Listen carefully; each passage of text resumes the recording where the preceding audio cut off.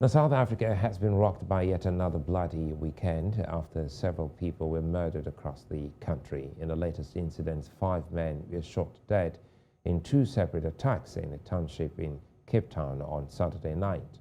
On the same night, in a different province, 4 people playing dice around a fire were shot and killed. Their death came just after a mother, her 17-year-old son, and her 5 female employees were killed at a farm in the Free State province.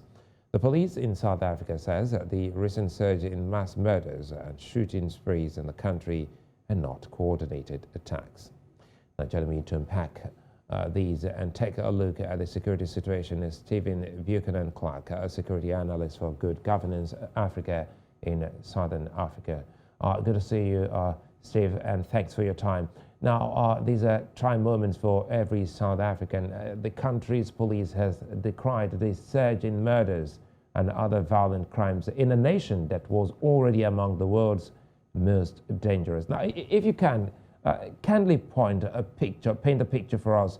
How bad is the situation with violent crimes in South Africa at the moment? Well, good evening, Solomon, and thank you for having me, and good evening to your viewers. Well, as you quite rightly said, South Africa already was one of the most violent countries in the world, with around 21,000 deaths a year. However, based on the latest statistics by the South African Police Service, which presented the crime stats covering the 4th quarter of 2021-2022, January to March 2022, there was about 6,000 people murdered, up about 22% from the same quarter last year, which is equivalent to about 68 people per day, which is the highest recorded number over this period in the last 5 years.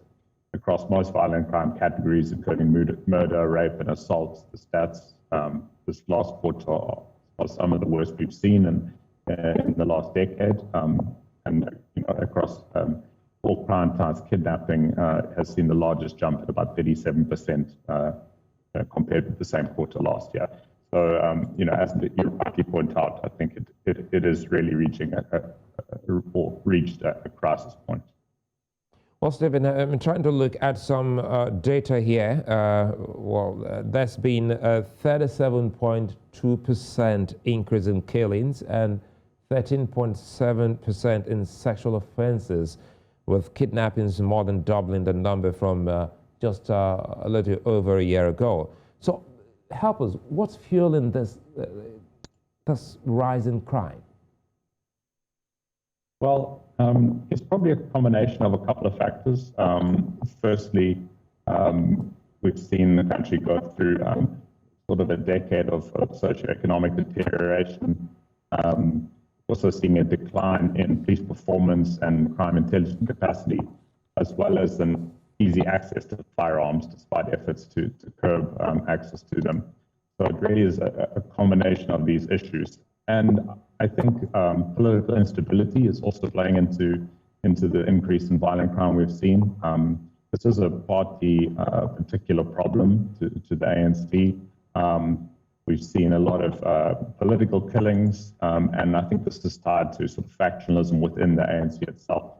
So it really is a combination of all these factors working together, which we've seen this, huge jump in violent crime in the last quarter and in this quarter as well. And how bad is this information that says that recovered firearms meant to be destroyed seem to have found their way back into the society?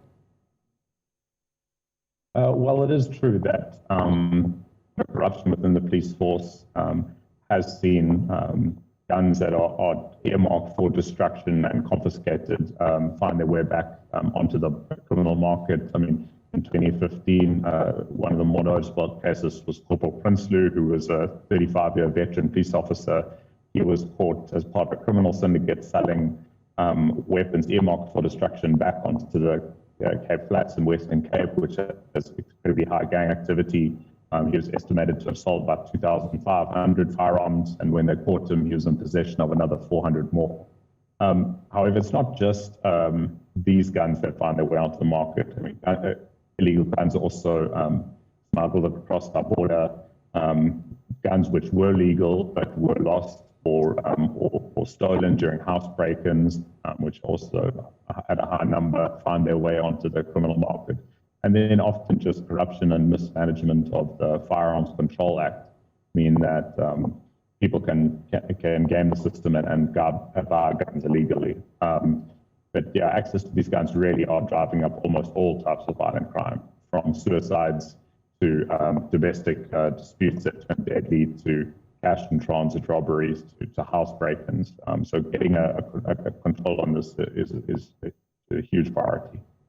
And Stephen, is there a relationship between crime and the seemingly growing inequality in the South African system at the moment?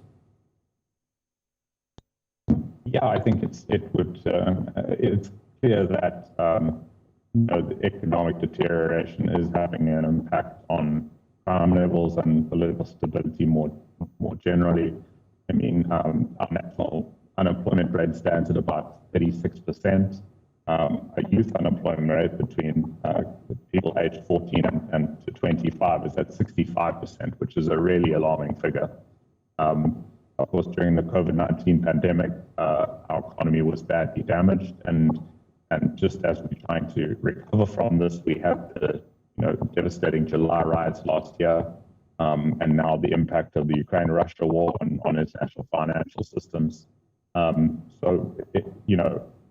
of course we have our sort of electricity power crisis due to our failing parastatal ESCOM.